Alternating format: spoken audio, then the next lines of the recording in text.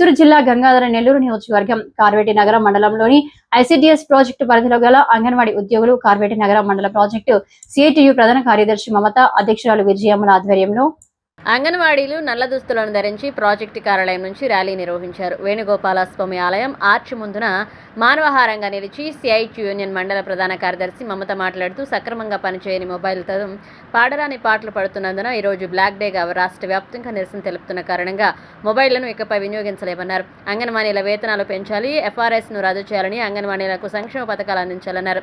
Gratuity GO మార్పు చేయాలి అంటూ నినాదాలు చేస్తూ ప్రభుత్వం ఎప్పటికైనా తక్షణమే స్పందించి న్యాయం చేయాలన్నారు.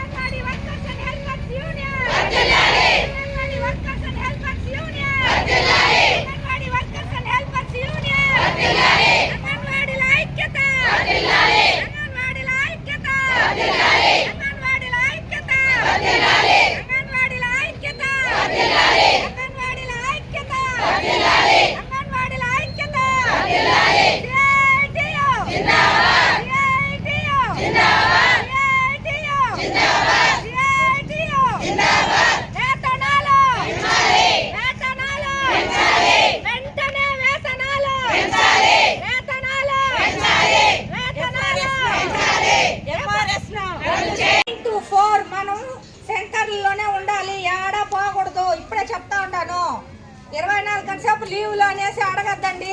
ఏదో అవసరం ఉండే వాళ్ళే లీవ్. ఈ నెలంతా పాటు పడితేనే ఇప్పుడు సగం నెల పాటు పడిన దానికి 2 యాప్లలో 2 ఆప్షన్లు పోగొట్టుకున్నామా. ఇంకొకటి మినీ వాళ్ళకి జీవో వచ్చేసింది, అయిపోయింది కథ. ఇంకొక కథ ఉంది, ఆ కథ కానీ సాధించేసినామంటే ఇంకా మనల్ని పట్టే వాళ్ళు ఉండరు. అందుకే దాన్ని పట్టేంత వరకు మనం దీన్ని పట్టుకొని ఉండాలి. అది చెప్తా ఉండేది. అందరూ ఈరోజు రాష్ట్ర వ్యాప్తంగా మేము అంగన్వాడీలు అందరము బ్లాక్ డే జరుపుకుంటున్నాము. ఎందుకంటే మేము ఈ నెల 4వ తేదీ నుంచి ఆన్లైన్లో అన్ని డేటాలు ఆపేయడం జరిగింది. మాకు ఇచ్చుండే వర్క్ ఎలా ఉందంటే సాఫ్ట్వేర్ ఇంజనీర్ల కంటే మించి వర్క్ తలభారం మాకు ఎక్కువ చేసేసినారు. కానీ జీతాలు అడిగితే మాత్రం జీతాల ఊసు. ఏ ప్రభుత్వం అయినా స్పందించకుండా మమ్మల్ని రోడ్లు పాలు చేస్తూ ఉంది. మేము గత ప్రభుత్వం ఉన్నప్పుడు 42 రోజులు సమ్మె చేసినాము, అప్పుడు కానీ పట్టించుకోలేదు.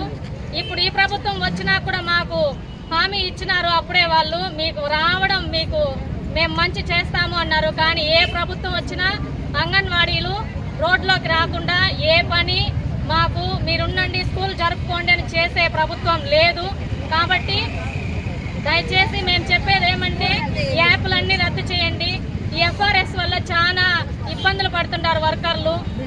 బెనిఫిషరీలు అయితే మాకు ఈ ఫుడ్డే వద్దు, మాకు అవసరం లేదు, మేము వచ్చి గంటలు మీ అంగన్వాడీ సెంటర్లో ఉండి మేము ఫేసులు తీసుకోలేకపోతా ఉంటాము, సెల్లులు పనిచేయవు, నెట్ రాదు, సిగ్నల్స్ ఉండదు. ఇవన్నీ జనాలకు తెలియదు అనమాట. వాళ్ళు ఏమనుకుంటున్నారు, అంగన్వాడీ టీచర్ పనిచేయడం లేదు, సెల్ ఎత్తుకొని ఎప్పుడు తిరుగుతా ఉంది, పిల్లకాయలకి ఏం చదువు చెప్పిస్తుందని జనాల్లో కూడా అంగన్వాడీ టీచర్ల మీద వ్యతిరేకత అనేది తీవ్రంగా ఉంది. కాబట్టి మేము చెప్పేది ఒకటే, మాకు ఆ బర్డెన్ తగ్గించండి, సెల్లుల్లో ఉండి తగ్గించండి, లేదా బాగా పనిచేసే సెల్లులు ఇవ్వండి. నెట్ రావడం లేదు, 5G మొబైల్స్ ఇస్తానన్నారు, ఒక మొబైల్ ఇచ్చారు, అది ఒక నెలకంతా 2 GB డేటా. ఆ 2 GB ఒక రోజుకి అయిపోతా ఉంది, మాకు 1 GB పైన లాగేస్తూ ఉంది. పర్సనల్ సెల్ చేయండి అంటే మా జీతాలకే గతి లేకుండా ఉంటే మేము ఇంక పర్సనల్ మొబైల్స్కి డేటా ఎక్కడి నుంచి వేసుకోవాలా? దాన్ని నిలబెడితే వేస్తారా? వచ్చే జీతం అంతా మేము స్కూల్లో ఖర్చు పెట్టుకుంటా అంటే అవుతుందా? కాబట్టి దయచేసి గ్యాస్ కూడా ప్రభుత్వమే ఫ్రీగా సప్లై చేయాలి. మా జీతాలు పెంచి మమ్మల్ని పని చేయమంటే మేము ఎంత పనైనా చేయడానికి సిద్ధంగా ఉన్నాము. కానీ మాకేం ఒక 11,000 మా మొహాన్ని వేసి మీరు ఈ యాప్లు చేయండి, ఆ యాప్లు చేయండి అంటే మేము చేసేదానికి మేము ఎప్పటికీ ఒప్పుకోము. మా డిమాండ్స్ అన్ని ప్రభుత్వం అంగీకరించాలి. మా ఫస్ట్ డిమాండ్ మా శాలరీస్ పెంచాలి. మా పని చూడండి మీరు, మేమేం ఊరికా కూర్చొని స్కూళ్ళల్లో కూర్చోవడం లేదు. మేము సాఫ్ట్వేర్ ఇంజనీర్ల కంటే ఎక్కువ వరకే ఈరోజు అంగన్వాడీ టీచర్లు 10th క్లాస్ చదివిన వాళ్ళైనా కానీ నెంబర్ 1గా వర్క్ చేసి చూపిస్తూ ఉంటారు. కాబట్టి దయచేసి